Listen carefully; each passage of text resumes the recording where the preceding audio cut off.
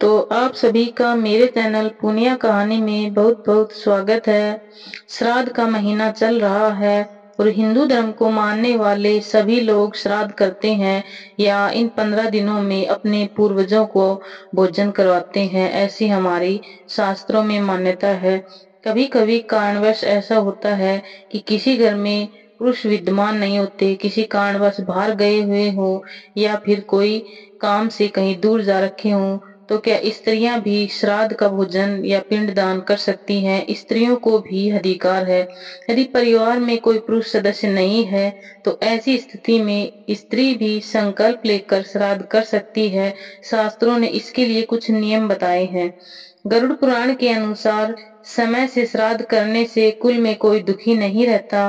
पितरों की पूजा करके मनुष्य आयु, पुत्र, यश, स्वर्ग, कीर्ति, पुष्टि, बल, श्री, पशु, सुख और धन्य धान्य प्राप्त करता है। इस तरह विभिन्न धर्म ग्रंथों में देवी कार्य से भी अधिक पितृ कार्य का महत्व बताया गया है। यही कारण है कि देव पूजन से पूर्व पितृ पूजन किए जाने का विधान है। वास्तव में श्राद्ध शब्द श्रद्धा से बना है और श्रद्धा श्राद्ध का प्रथम तत्व है, अर्थात पितरों के प्रति श्रद्धा प्रकट करना ही श्राद्ध है। लेकिन प्रश्न यह है कि पितरों की आत्मा शांति के लिए श्राद्ध कर्म कौन कौन कर सकता है? शास्त्रों में कहा गया है कि पिता का श्राद्ध पुत्र को करना चाहिए। एक से अधिक पुत्र होने पर सबसे बड़ा पुत्र श्राद्ध करता है। पुत्र के न होने पर पौत्र या प्रपौत्र को भी श्राद्ध करने का अधिकार प्राप्त है। पुत्र, पौत्र, प्रपौत्र न होने पर पुत्री का पुत्र श्राद्ध कर्म कर सकता है। इसके भी न होने पर भतीजा भी श्राद्ध कर सकता है। गोद लिया हुआ पुत्र भी श्राद्ध का अधिकारी होता है। स्मृति संग्रह श्राद्ध कल्पना के अनुसार संपीड़ अर्थात पूर्व की 7वीं पीढ़ी तक के परिवार का सदस्य 8वीं पीढ़ी से 14वीं पीढ़ी तक का परिवार का सदस्य भी श्राद्ध करने का अधिकारी माना गया है। इस क्रम में कोई न मिले तो माता के कुल के संपीड़ और शोधक को भी श्राद्ध करने का अधिकार माना गया है। लेकिन इन सब में महिलाओं को लेकर अक्सर यह सवाल उठते रहते हैं कि क्या वे श्राद्ध करने के अधिकारी हैं? किन परिस्थितियों में वे अपने पूर्वजों को पिंडदान करने की पात्र हैं?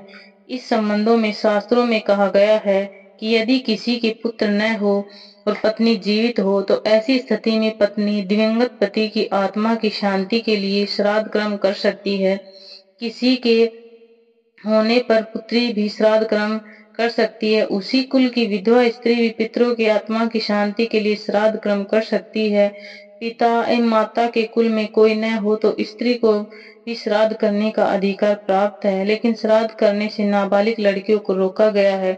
लेकिन विवाहित महिलाएं श्राद्ध करने की पात्र हैं। पति या पुत्र बीमार है तो उसके हाथ का स्पर्श कराकर महिला श्राद्ध कर्म कर सकती हैं। घर में कोई वृद्ध महिला है तो युवा महिला से पहले श्राद्ध करने का अधिकार उसका होगा। विधवा स्त्री अगर संतानहीन हो, वैदिक परंपरा के अनुसार महिलाएं यज्ञ अनुष्ठान, संकल्प और व्रत आदि तो रख सकती हैं, लेकिन श्राद्ध की विधि को क्षम नहीं कर सकती। विधवा स्त्री अगर संतानहीन हो तो अपने पति के नाम का श्राद्ध का संकल्प रखकर ब्राह्मण या पुरोहित परिवार के पुरुष सदस्य से ही पिंडदान आदि का विधान पूरा कर सकती है। इस प्रकार जिन पितरों के कन्याएं ही वंश परंपरा में है तो उन्हें पितरों के नाम व्रत रखकर उसके दामाद या दौते, नाती आदि ब्राह्मण को बुलाकर श्राद्ध कर्म की निवृत्ति करा सकते हैं। साधु संतों के शिष्यगण, शिष्य विशेष भी श्राद्ध कर सकते हैं। इस प्रकार महिलाएं कुछ नियम के अनुसार श्राद्ध कर सकती हैं। Thank you.